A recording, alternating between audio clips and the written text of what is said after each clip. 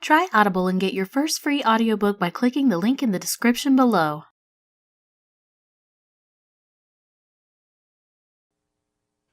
The Adventure of the Speckled Band by Sir Arthur Conan Doyle.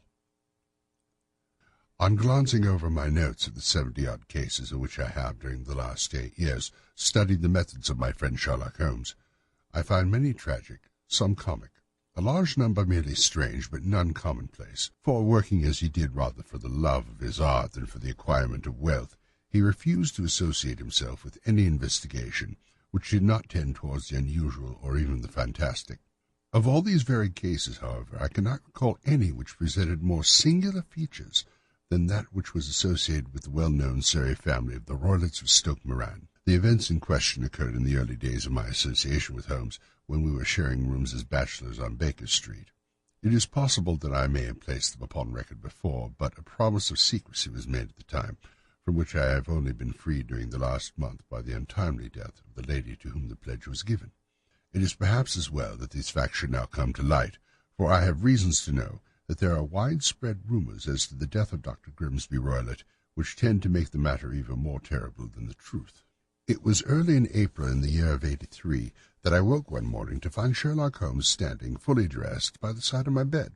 He was a late riser as a rule, and as the clock on the mantelpiece showed that it was only 7:15, I blinked up at him with some surprise and perhaps just a little resentment, for I was myself regular in my habits. "Very sorry to knock you up, Watson," said he, "but it's the common lot this morning. Mrs. Hudson has been knocked up. She retorted upon me, and I on you." "What is it, then? A fire?" "No, a client. It seems that a young lady has arrived in a considerable state of excitement, who insists upon seeing me. She is waiting now in the sitting-room. Now, when young ladies wander about the metropolis at this hour of the morning and knock sleepy people up out of their beds, I presume that it is something very pressing which they have to communicate. Should it prove to be an interesting case, you would, I am sure, wish to follow it from the outset. I thought at any rate I should call you and give you the chance." "My dear fellow, I would not miss it for anything." I had no keener pleasure than in following Holmes in his professional investigations, and admiring the rapid deductions as swift as intuitions, and yet always founded on a logical basis with which he unravelled the problems which were submitted to him. I rapidly threw on my clothes, and was ready in a few minutes to accompany my friend down to the sitting-room. A lady dressed in black and heavily veiled, who had been sitting in the window, rose as we entered. "Good morning, madam," said Holmes cheerily. "My name is Sherlock Holmes. This is my intimate friend and associate, Dr. Watson, before whom you can speak as freely as before myself. I am glad to see that Mrs. Hudson has the good sense to light a fire. Pray draw up to it, and I shall order you a cup of coffee, for I observe you are shivering." "It is not cold that makes me shiver," said the woman in a low voice, changing her seat as requested. "What then?" "It is fear, Mr. Holmes.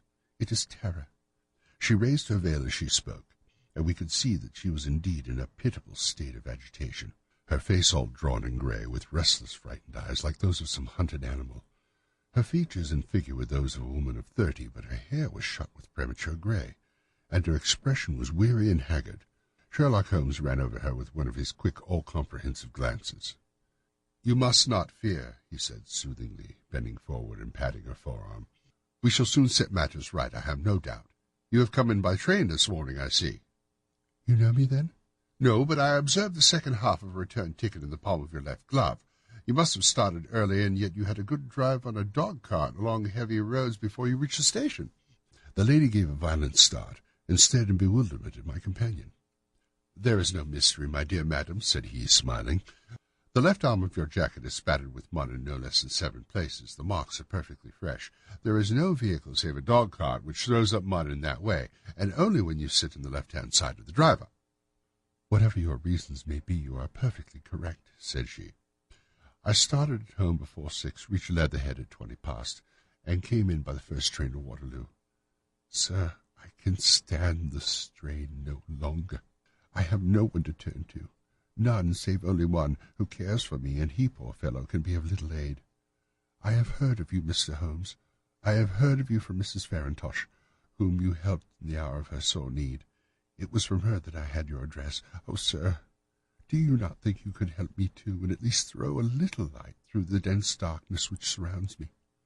At present it is out of my power to reward you for your services, but in a month or 6 weeks I shall be married, and with control of my own income, and then at least you shall not find me ungrateful." Holmes turned to his desk, and, unlocking it, drew out a small case-book, which he consulted. "Farintosh," said he. "Ah, yes, I recall the case. It was concerned with an opal tiara. I think it was before your time, Watson. I can only say, madam, that I shall be happy to devote the same care to your case as I did to your friend. As a reward, my profession is its own reward, but you are at liberty to defray whatever expenses I may be put to at a time which suits you best. And now, I beg of you to lay before us everything that may help us in forming an opinion upon the matter." "Alas," replied our visitor, "the very horror of my situation lies in the fact that my fears are so vague, and my suspicions depend so entirely upon small points which might seem trivial to another, that even he whom of all others I have the right to look for help and advice looks upon all I tell them about as the fancies of a nervous woman. He does not say so, but I can read it from his soothing answers and averted eyes. But I have heard, Mr. Holmes, that you can see deeply into the manifold wickedness of the human heart. You may advise me how to walk amid the dangers which encompass me." "I am all attention, madam." "My name is Helen Stoner, and I am living with my stepfather, who is the last survivor of one of the oldest Saxon families in England, the Royalists of Stoke Moran, on the western border of Surrey." Holmes nodded his head. "The name is familiar to me," said he. "The family was at one time among the richest in England, and the estates extended over the borders into Berkshire in the north and Hampshire in the west. In the last century, however, 4 successive heirs were of a dissolute and wasteful disposition, and the family ruin was eventually completed by a gambler in the days of the Regency. Nothing was left save a few acres of ground and the 200-year-old house, which is itself crushed under a heavy mortgage. The last squire dragged out his existence there, living the horrible life of an aristocratic pauper. But his only son, my stepfather, seeing that he must adapt himself to the new conditions, obtained an advance from a relative, which enabled him to take a medical degree, and went out to Calcutta, where, by his professional skill and his force of character, he established a large practice. In a fit of anger, however, caused by some robberies which had been perpetrated in the house, he beat his native butler to death and narrowly escaped a capital sentence. As it was, he suffered a long term of imprisonment and afterwards returned to England, a morose and disappointed man. When Dr. Roylott was in India, he married my mother, Mrs. Stoner, the young widow of Major General Stoner of the Bengal Artillery. My sister Julie and I were twins, and we were only 2 years old at the time of my mother's remarriage. She had a considerable sum of money, not less than £1,000 a year, and this she bequeathed to Dr. Roylott entirely while we resided with him, with a provision that a certain annual sum should be allowed to each of us in the event of our marriage. Shortly after our return to England, my mother died. She was killed 8 years ago in a railway accident near Crewe. Dr. Roylott then abandoned all attempts to establish himself in practice in London and took us to live with him in the old ancestral house at Stoke Moran. The money which my mother had left us was enough for all our wants, and there seemed to be no obstacle to our happiness. But a terrible change came over our stepfather about this time. Instead of making friends and exchanging visits with our neighbours, who had at first been overjoyed to see a Roylott of Stoke Moran back in the old family seat, he shut himself up in his house and seldom came out save to indulge in ferocious quarrels with whoever might cross his path. Violence of temper approaching to mania had been hereditary in the men of the family, and my stepfather's case it had, I believe, been intensified by his long residence in the tropics. A series of disgraceful brawls took place, 2 of which ended up in the police court, until at last he became the terror of the village, and the folks would fly at his approach, for he is a man of immense strength and absolutely uncontrollable anger. Last week he hurled the local blacksmith over a parapet into a stream, and it was only by paying over all the money which I could gather together that I was able to avert another public exposure. He had no friends at all, save the wandering gipsies, and he would give these vagabonds leave to encamp over the few acres of bramble-covered land which represent the family estate, and would accept in return the hospitality of their tents, wandering away with them sometimes for weeks on end. He has a passion also for Indian animals, which are sent over to him by a correspondent, and he has at this moment a cheetah and a baboon, which wander freely over his grounds and are feared by the villagers almost as much as their master. You can imagine for what I say that my poor sister Julia and I had no great pleasure in our lives. No servant would stay with us, and for a long time we did all of the work in the house. She was but 30 at the time of her death, and yet her hair had already begun to whiten, even as mine has. "Your sister is dead, then?" "She died just 2 years ago, and it is out of her death that I wish to speak to you. You can understand that, living the life which I have described, we were little likely to see anyone of our own age and position. We had, however, not. My mother's maiden sister, Miss Honoria Westfall, who lives near Harrow, and we were occasionally allowed to pay short visits at the lady's house. Julia went there at Christmas 2 years ago, and met a half-pay major of Marines, to whom she became engaged. My stepfather learned of the engagement when my sister returned, and offered no objection to the marriage. But within the fortnight of the day which had been fixed for the wedding, the terrible event occurred which has deprived me of my only companion." Sherlock Holmes had been leaning back in his chair with his eyes closed and his head sunk in a cushion, but he half opened his lids now and glanced across at his visitor. "Pray be precise as to details," said he. "It is easy for me to do so, for every event of that dreadful time is seared in my memory. The manor house is, as I have already said, very old, and only one wing is now inhabited. The bedrooms in this wing are on the ground floor, the sitting rooms being in the central block of buildings. Of these bedrooms, the first is Dr. Roylett's, the second my sister's, and the third my own. There is no communication between them, but they all open out into the same corridor. Do I make myself plain?" "Perfectly so."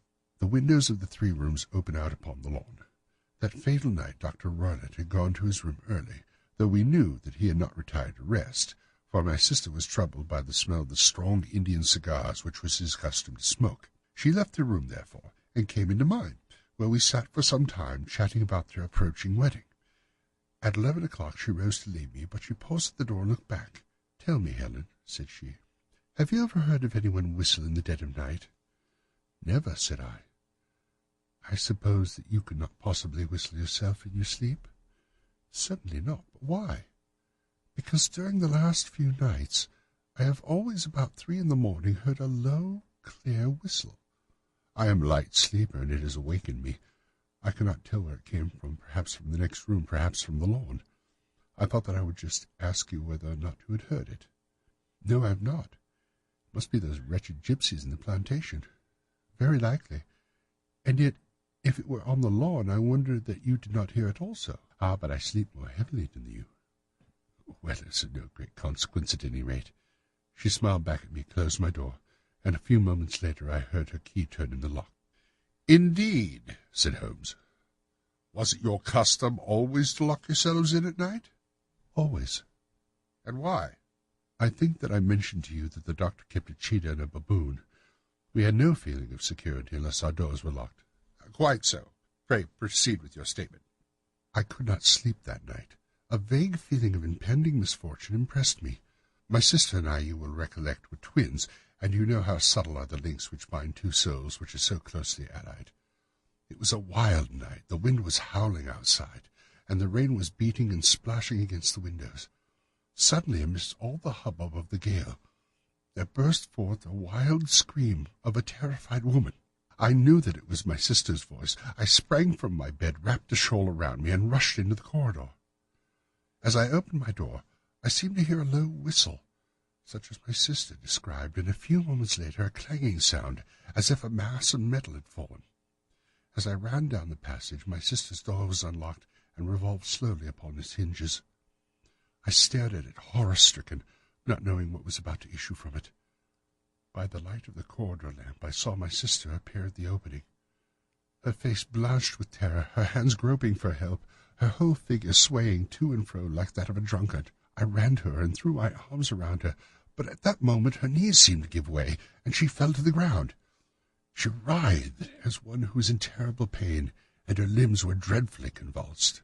At first I thought she had not recognized me, but as I bent over and she suddenly shrieked out in a voice which I shall never forget, "Oh, my God, Helen! It was the band! The Speckled band!" There was something else which she would fain have said, but she stabbed with her finger into the air in the direction of the doctor's room. But a fresh convulsion seized her and choked her words. I rushed out, calling loudly for my stepfather, and I met him hastening from his room in his dressing gown. When we reached my sister's side, she was unconscious, and though he poured brandy down her throat and sent for medical aid from the village, all efforts were in vain, for she slowly sank and died, without ever having recovered her consciousness.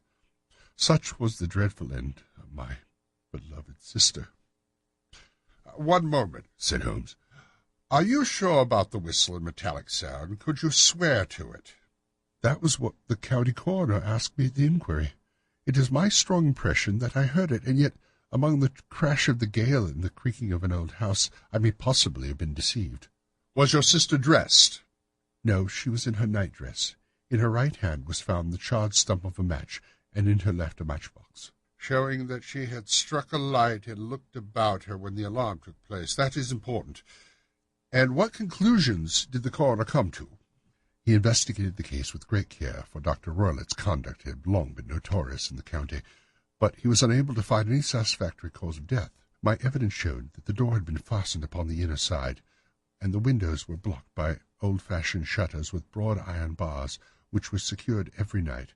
The walls were carefully sounded, and were shown to be quite solid all round, and the flooring was also thoroughly examined with the same result. The chimney is wide, but barred up by 4 large staples. It is certain, therefore, that my sister was quite alone when she met her end. Besides, there were no marks of any violence upon her. How about poison? The doctors examined her for, but without success. What do you think the unfortunate lady died of, then? It is my belief that she died of pure fear and nervous shock, though what it was that frightened her I cannot imagine. Were there gypsies on the plantation at the time? Yes, there are nearly always some there. Ah, and what did you gather from the allusion to a band, a speckled band? Sometimes I have thought it was merely the wild talk of delirium. Sometimes it may have referred to some band of people, perhaps to these very gypsies in the plantation. I do not know whether the spotted handkerchiefs, which so many of them wear over their heads, might have suggested the strange adjective which she used. Holmes shook his head like a man who was far from being satisfied. These are very deep waters, said he. Pray go on with your narrative. 2 years have passed since then, and my life has been until lately lonelier than ever. A month ago, however, a dear friend, whom I have known for many years, has done me the honour to ask for my hand in marriage. His name is Armitage, Percy Armitage, the second son of Mr. Armitage of Crane Water near Reading. My stepfather has offered no opposition to the match, and we are to be married in the course of the spring. 2 days ago some repairs were started in the west wing of the building, and my bedroom wall had been pierced, so that I had to move into the chamber in which my sister died, and to sleep in the very bed in which she slept. Imagine then my thrill of terror when last night, as I lay awake thinking over her terrible fate, I suddenly heard in the silence of the night the low whistle which had been the herald of her own death. I sprang up and lit the lamp, but nothing was to be seen in the room. I was too shaken to go to bed again, however, so I dressed, and as soon as it was daylight I slipped down, got a dog-cart at the Crown Inn, which is opposite, and drove to Leatherhead, from whence I have come on this morning with one object of seeing you and asking your advice. You have done wisely, said my friend. But have you told me all? Yes, all. Miss Roylott, you have not. You are screening your stepfather. Why, what do you mean? For answer, Holmes pushed back the frill of black lace which fringed the hand that lay upon our visitor's knee. 5 little livid spots, the marks of 4 fingers and a thumb, were printed upon the white wrist. You have been cruelly used, said Holmes. The lady coloured deeply and covered her injured wrist. He is a hard man, she said, and perhaps he hardly knows his own strength. There was a long silence, during which Holmes leaned his chin upon his hands and stared into the crackling fire. This is a very deep business, he said at last. There are 1,000 details which I should desire to know before I could decide upon your course of action, yet we have not a moment to lose. If we were to come to Stoke Moran today, would it be possible for us to see over these rooms without the knowledge of your stepfather? As it happens, he spoke of coming into town today upon some most important business. It is probable that he will be away all day, and that there would be nothing to disturb you. We have a housekeeper now, but she is old and foolish, and I could easily get her out of the way. Excellent. You are not averse to this trip, Watson? By no means. Then we shall both come. What are you going to do yourself? I have 1 or 2 things which I would wish to do now that I am in town, but I shall return by the 12 o'clock train so as to be there in time for your coming. And you may expect us early in the afternoon. I have myself some small business matters to attend to. Will you not wait and breakfast? No, I must go. My heart is lightened already since I have confided my trouble to you. I shall look forward to seeing you again this afternoon. She dropped her thick black veil over her face and glided from the room. "And what do you think of it all, Watson?" asked Sherlock Holmes, leaning back in the chair. "Seems to me to be a most dark and sinister business." "Dark enough and sinister enough. Yet if the lady is correct in saying that the flooring and the walls are sound, and that the door, window, and chimney are impassable, then her sister must have been undoubtedly alone when she met her mysterious end. What becomes then of these nocturnal whistles, and what of the very peculiar words of the dying woman?" "I cannot think.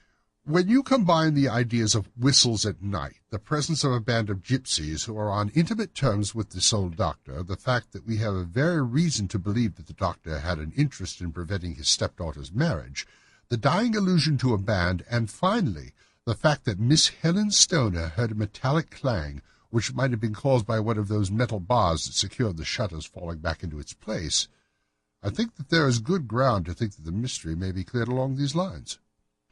"But what then did the gypsies do?" "I cannot imagine. I see many objections to any theory." "And so do I. It is precisely for this reason that we are going to Stoke Moran this day. I want to see whether the objections are fatal or if they may be explained away." "But what in the name of the devil—" The ejaculation had been drawn from my companion by the fact that our door had been suddenly dashed open, and that a huge man who had framed himself in the aperture. His costume was a peculiar mixture of the professional and of the agricultural, having a black top hat, long frock coat, a pair of high gaiters, with a hunting crop swinging in his hand. So tall was he that his hat actually brushed across the bar of the doorway, and his breath seemed to span it across from side to side. A large face, seared with 1,000 wrinkles, burned yellow with the sun, and marked with every evil passion, was turned from one to the other of us, while his deep-set, bile-filled eyes and his high, thin, fleshless nose gave him somewhat the resemblance of a fierce old bird of prey. "Which one of you is Holmes?" asked the apparition. "My name, sir. But you have the advantage of me," my companion said quietly. "I am Dr. Grimsby Roylott of Stoke Moran." "Indeed, doctor," said Holmes blandly. "Pray take a seat." "I will do nothing of the kind. My stepdaughter has been here. I have traced her. What has she been saying to you?" "It is a little cold for this time of year," said Holmes. "What has she been saying to you?" screamed the old man furiously. "But I have heard that the Caucasus promise well," continued my companion imperturbably. "Ha! You put me off, do you?" said our new visitor, taking a step forward and shaking his hunting crop. "I know you, you scoundrel. I have heard of you before. You're Holmes the meddler." My friend smiled. "Holmes the busybody." His smile broadened. "Holmes the Scotland Yard Jack-in office." Holmes chuckled heartily. "Your conversation is most entertaining," said he. "When you go out, close the door, for there is a decided draught."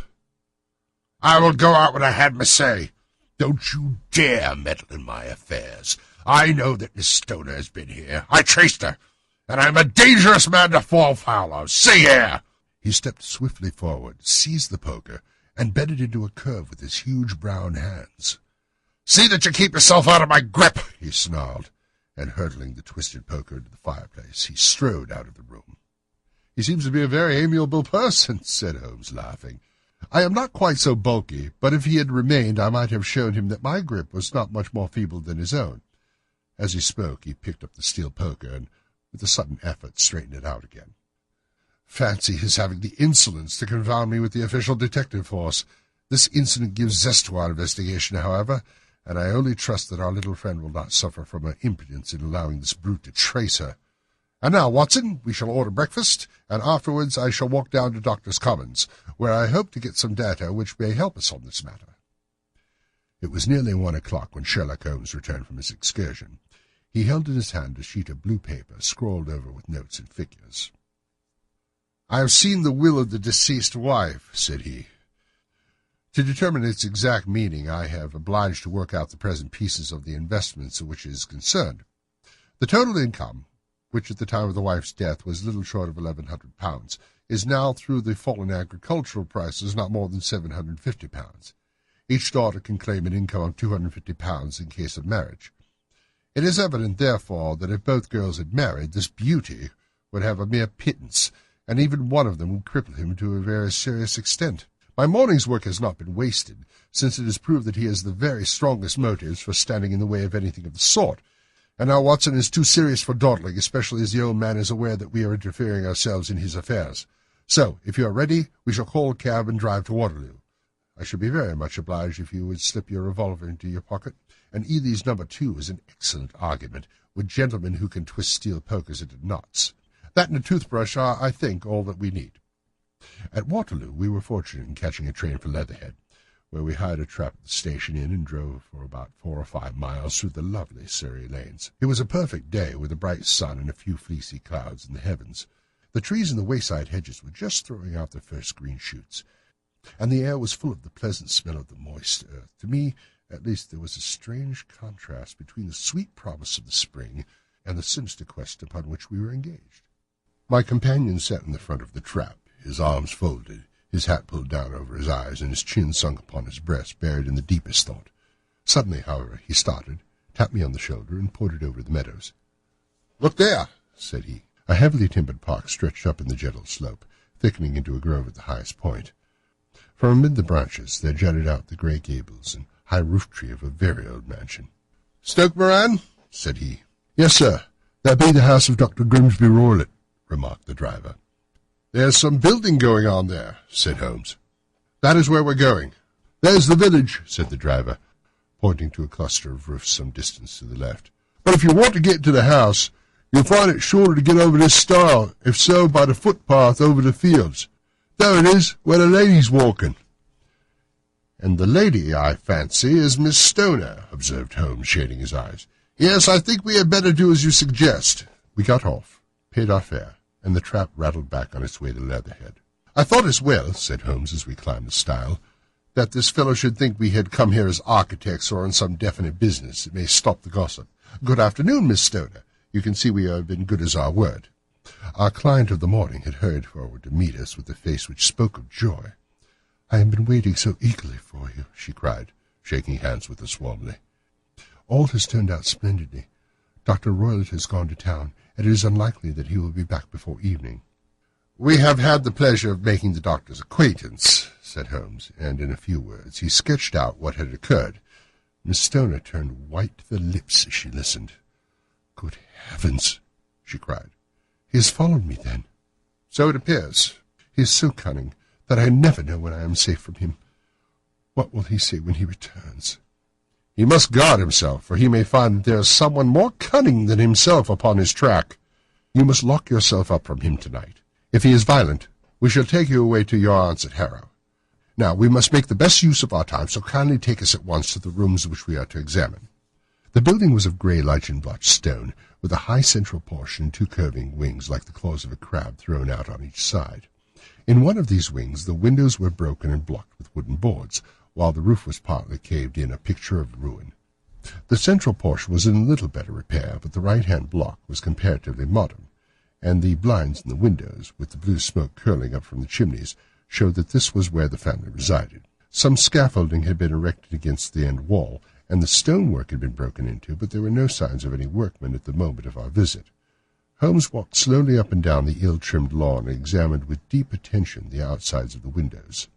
"This, I take it, belongs to the room in which you used to sleep, the centre one your sister's, and the one next to the main building Dr. Roylott's chamber." "Exactly so, but I am now sleeping in the middle one." "Pending the alterations, as I understand. By the way, there does not seem to be any very pressing need for repairs at that end wall." "There were none. I believe it was an excuse to move me from my room." "Ah, that is suggestive. Now, on the other side of this narrow wing runs the corridor from which these 3 rooms open. There are windows in it, of course?" "Yes, but very small ones, too narrow for anyone to pass through." "As you both locked your doors at night, your rooms were unapproachable from that side. Now, would you have the kindness to go into your room and bar your shutters?" Miss Stoner did so, and Holmes, after careful examination through the open window, endeavoured in every way to force the shutter open, but without success. There was no slit through which a knife could be passed to raise the bar. Then with his lens he tested the hinges, but they were of solid iron, built firmly into the massive masonry. Said he, scratching his chin with some perplexity. "My theory currently represents some difficulties. No one could pass these shutters if they were bolted. Well, we shall see if the inside throws any light upon the matter." A small side door led into the whitewashed corridor, from which the 3 bedrooms opened. Holmes refused to examine the third chamber, so we passed at once to the second, in which Miss Stoner was now sleeping and which her sister had met with her fate. It was a homely little room with a low ceiling and a gaping fireplace, after the fashion of old country houses. A brown chest of drawers stood in one corner, a narrow white counterpaned bed in another, and a dressing-table on the left-hand side of the window. These articles, with two small wicker chairs, made up all the furniture in the room, save for a square of Wilton carpet in the centre. The boards round and the panelling of the walls were of brown worm-eaten oak, so old and discoloured that it may have dated from the original building of the house. Holmes drew one of the chairs into a corner and sat silent, while his eyes travelled round and up and down, taking in every detail of the apartment. "Where does that bell communicate with?" he asked at last, pointing to a thick bell rope which hung down beside the bed, the tassel actually lying upon the floor. "It goes to the housekeeper's room." "It looks newer than the other things." "Yes, it was only put there a couple of years ago." "Your sister asked for it, I suppose?" "No, I never heard of her using it. We used always to get what we wanted for ourselves." "Indeed, it seemed unnecessary to put so nice a bell-pull there. You will excuse me for a few minutes while I satisfy myself with this floor." He threw himself down upon his face with his lens in hand and crawled swiftly backward and forward, examining minutely the cracks between the boards.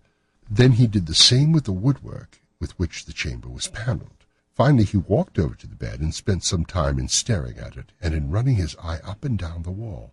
Finally he took the bell rope in his hand and gave it a brisk tug. "Why, it's a dummy," said he. "Won't it ring?" "No, it's not even attached to a wire. This is very interesting. You can see now that it is fastened to a hook just above where the little opening for the ventilator is." "How very absurd. I had never noticed that before." "Very strange," muttered Holmes, pulling at the rope. "There are only one or two very singular points about this room. For example, what a fool a builder must be to open a ventilator into another room when, with the same trouble, he might have communicated with the outside air." "That is also quite modern," said the lady. "Done about the same time as the bell rope?" remarked Holmes. "Yes, there were several little changes carried out about that time." "They seem to have been of a most interesting character. Dummy bell ropes and ventilators which do not ventilate. With your permission, Miss Stoner, we shall now carry our researches into the inner apartment." Dr. Grimsby Roylett's chamber was larger than that of his stepdaughter, but was as plainly furnished. A camp bed, a small wooden shelf full of books, mostly of a technical nature, an armchair beside the bed, a plain wooden chair against the wall, a round table, and a large iron safe were the principal things which met the eye. Holmes walked slowly around and examined each and all of them with the keenest interest. "What's in here?" he asked, tapping the safe. "My father's business papers." "Oh, you have seen inside, then?" "Only once, some years ago. I remember that it was full of papers." "There isn't a cat in it, for example?" "No, what a strange idea." "Well, look at this." He took up a small saucer of milk which stood on top of it. "No, we don't keep a cat, but there's a cheetah and a baboon." "Ah, yes, of course. Well, a cheetah is just a big cat, and yet a saucer of milk does not go very far in satisfying its wants, I dare say. There is one point in which I wish to determine." He squatted down in front of the wooden chair and examined the seat with the greatest attention. "Thank you, that is quite settled," said he, rising and putting his lens in his pocket. "Hello, there's something interesting." The object which had caught his eye was a small dog leash hung on the corner of the bed. The lash, however, was curled upon itself inside so as to make a loop of whipcord. "What do you make of that, Watson?" "Well, it is a common enough lash. I don't know why it should be tied." "It is not quite so common, is it? Ah, me, it is a wicked world, and when a clever man turns his brains to crime, it is the worst of all. I think I have seen enough now, Miss Stoner, and with your permission we shall walk out upon the lawn." I had never seen my friend's face so grim, or his brow so dark, as it was when we turned from the scene of his investigation. We had walked several times up and down the lawn, neither Miss Stoner or myself liking to break in upon his thoughts before he roused himself from his reverie. "It is very essential, Miss Stoner," said he, "that you should absolutely follow my advice in every respect." "I shall most certainly do so." "The matter is too serious for any hesitation. Your life may depend upon your compliance." "I assure you that I am in your hands." "In the first place, both my friend and I must spend the night in your room." Both Miss Stoner and I gazed at him in astonishment. "Yes, it must be so. Let me explain. I believe that is the village inn over there?" "Yes, that is the Crown." "Very good. Your windows would be visible from there?" Certainly. You must confine yourself to your room on pretense of a headache when your stepfather comes back. Then, when you hear him retire for the night, you must open the shutters of your window, undo the hasp, put your lamp there as a signal to us, and then withdraw quietly with everything which you are likely to want into the room which you used to occupy. I have no doubt that, in spite of the repairs, you should manage it there for one night. Oh, yes, easily. The rest you will leave in our hands. But what will you do? We shall spend the night in your room, and we shall investigate the cause of the noise which has disturbed you. I believe, Mr. Holmes, that you have already made up your mind, said Miss Stoner, laying her hand upon my companion's sleeve. Perhaps I have. Then for pity's sake tell me what was the cause of my sister's death. I should prefer to have clearer proofs before I speak. You can at least tell me whether my own thought is correct, and if she died from some sudden fright. No, I do not think so. I think there was probably some more tangible cause. And now, Miss Stoner, we must leave you, for if Dr. Roylott returned and saw us, our journey would be in vain. Goodbye, and be brave, for if you do what I have told you, you may rest assured that we shall soon drive away the dangers that threaten you. Sherlock Holmes and I had no difficulty in engaging a bedroom and sitting-room in the Crown Inn. They were on the upper floor, and from our window we could command a view of the avenue gate and of the inhabited wing of Stoke Moran Manor House. At dusk we saw Dr. Grimsby Roylott drive past, his huge form looming up beside the little figure of the lad who drove him. The boy had some slight difficulty in undoing the heavy iron gates, and we heard the hoarse roar of the doctor's voice and saw the fury on which he shook his clenched fists at him. The trap drove on, and a few minutes later we saw a sudden light spring up among the trees as the lamp was lit in one of the sitting-rooms. "Do you know, Watson," said Holmes, as we sat together in the gathering darkness, "I have really some scruples in taking you tonight. There is a distinct element of danger." "Can I be of assistance?" "Your presence might be valuable." "Then I shall certainly come." "It is very kind of you." "You speak of danger. You have evidently seen more in these rooms than was visible to me." "No, but I fancy that I may have deduced a little more. I imagine that you saw all I did." "I saw nothing remarkable save the bell-rope, and what purpose that could answer, I confess, is more than I can imagine." "You saw the ventilator, too?" "Yes, but I do not think that it is such a very unusual thing to have a small opening between two rooms. It was so small that a rat could hardly pass through." "I knew that we should find a ventilator before we ever came to Stoke Moran." "My dear Holmes!" "Oh, yes, I did. You remember in her statement she said that her sister could smell Dr. Roylott's cigar. Now, of course, that suggested at once that there must be a communication between the two rooms. It could only be a small one, or it would have been remarked upon the coroner's inquiry. I deduced the ventilator." "What harm can there be in that?" "Well, there is at least a curious coincidence of dates. A ventilator is made, a cord is hung, and a lady who sleeps in the bed dies. Does that not strike you?" "I cannot as yet see any connection." "Do you observe anything peculiar about the bed?" "No." "It was clamped to the floor. Did you ever see a bed fastened like that before?" "I cannot say that I have." "The lady could not move the bed. It must always be in the same relative position to the ventilator and the rope, or so we may call it, since it was clearly never meant to be a bell-pull." "Holmes," I cried, "I seem to dimly see what you are hinting at. We are only just there in time to prevent some subtle and horrible crime." "Subtle enough and horrible enough. When a doctor goes wrong, he is the first of criminals. He has the nerve and he has the knowledge. Palmer and Pritchard were the heads of their profession. This man strikes deeper, but I think, Watson, that we will be able to strike deeper still. But we shall have horrors enough before the night is over. For goodness' sake, let us have a quiet pipe and turn our minds for a few hours to something more cheerful." About 9 o'clock, the light among the trees was extinguished, and all was dark in the direction of the manor house. 2 hours passed slowly, and then suddenly, at the stroke of 11, a single bright light shone out right in front of us. "That is our signal," said Holmes, springing to his feet. "It comes from the middle window." As we passed out, he exchanged a few words with the landlord, explaining that we were going on a late visit to an acquaintance, and that it was possible that we might spend the night there. A moment later we were out on the dark road, a chill wind blowing our faces, and one yellow light twinkling in front of us through the gloom to guide us on our sombre errand.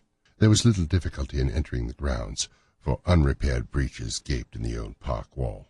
Making our way among the trees, we reached the lawn, crossed it, and we were about to enter through the window, when out from a clump of laurel bushes there darted what seemed to be a hideous and distorted child, which threw itself upon the grass with writhing limbs, and then ran swiftly across the lawn into the darkness. "My God!" I whispered. "Did you see that?" Holmes was for a moment as startled as I. His hand closed like a vice upon my wrist in his agitation. Then he broke into a low laugh and put his lips to my ear. "This is a nice household," he murmured.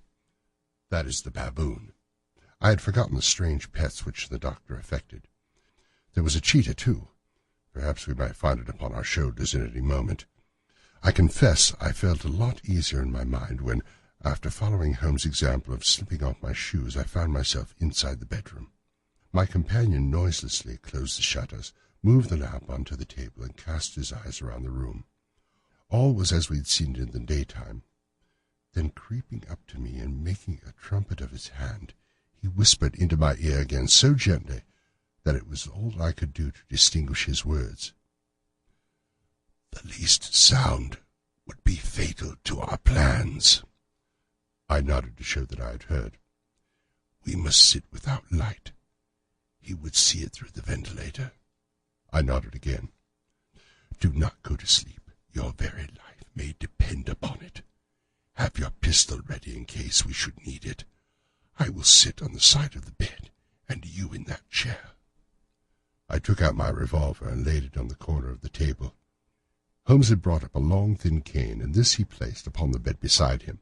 By it he had laid a box of matches and the stump of a candle. Then he turned down the lamp, and we were left in darkness. How shall I ever forget that dreadful vigil?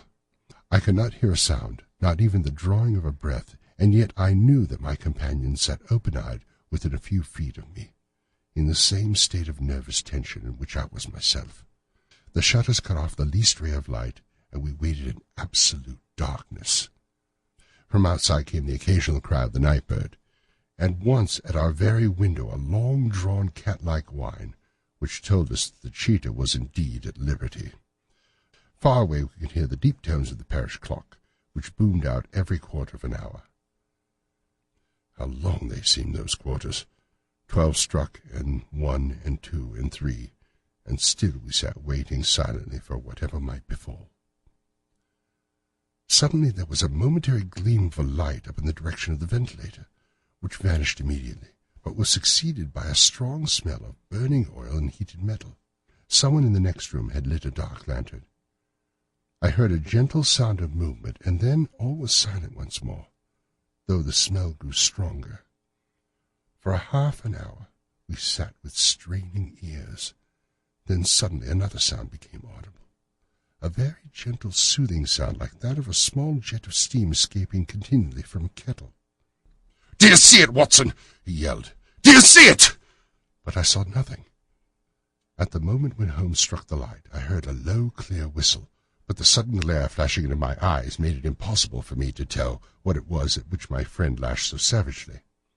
I could, however, see his face was deadly pale and filled with horror and loathing. He had ceased to strike, and was gazing up at the ventilator, when suddenly there broke from the silence of the night the most horrible cry which I have ever listened.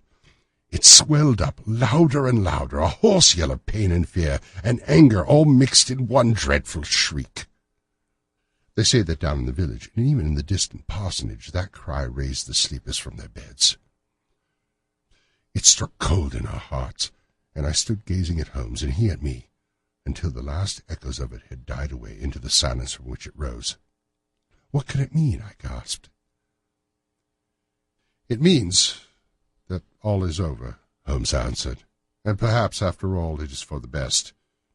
Take your pistol, and we will enter Dr. Roylett's room."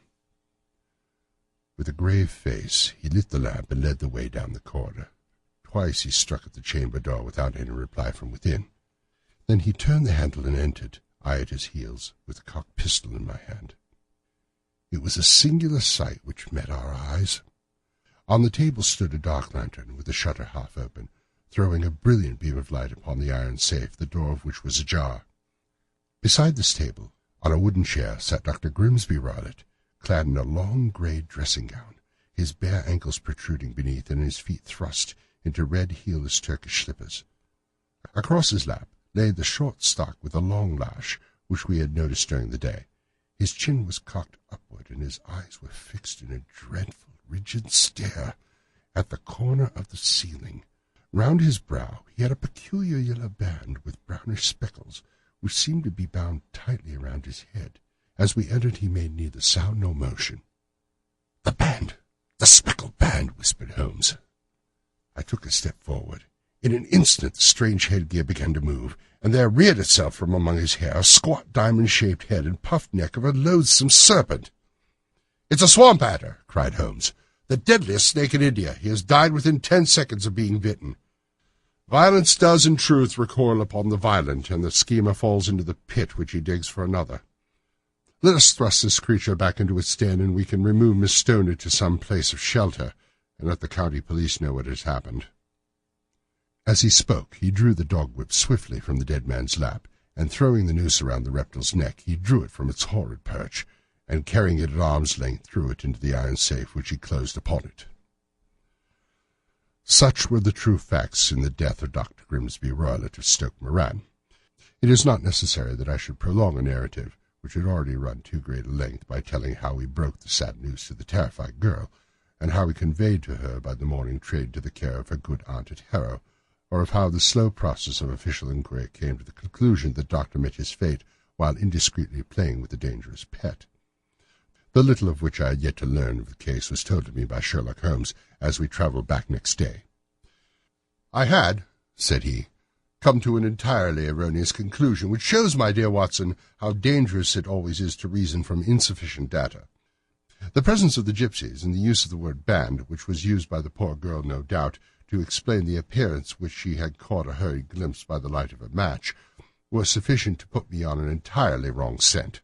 I can only claim the merit that I instantly reconsidered my opinion when, however, it became clear to me that whatever danger threatened an occupant of the room could not come either from the window or the door. My attention was speedily drawn, as I have already remarked to you, to this ventilator, and to the bell rope which hung down to the bed.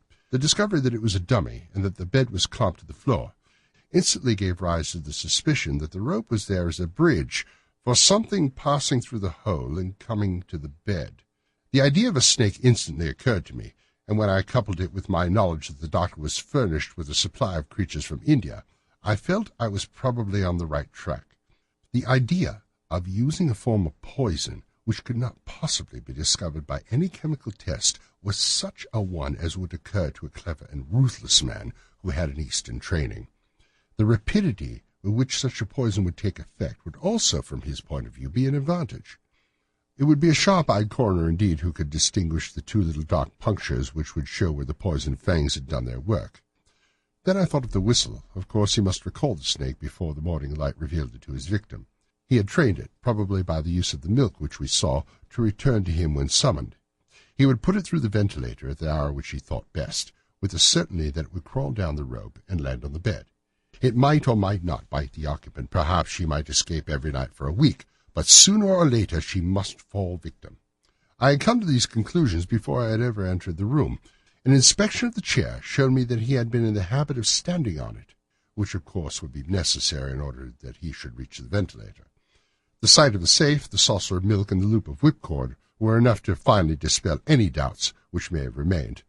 The metallic clang heard by Miss Stoner was obviously caused by her stepfather hastily closing the door of his safe upon its terrible occupant.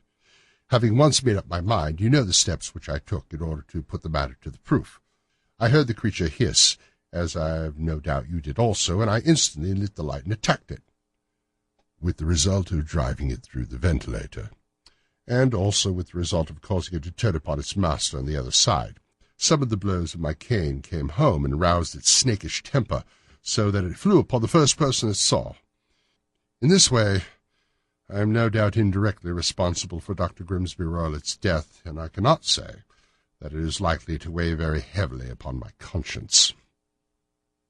End of The Adventure of the Speckled Band by Sir Arthur Conan Doyle. Try Audible and get your first free audiobook by clicking the link in the description below.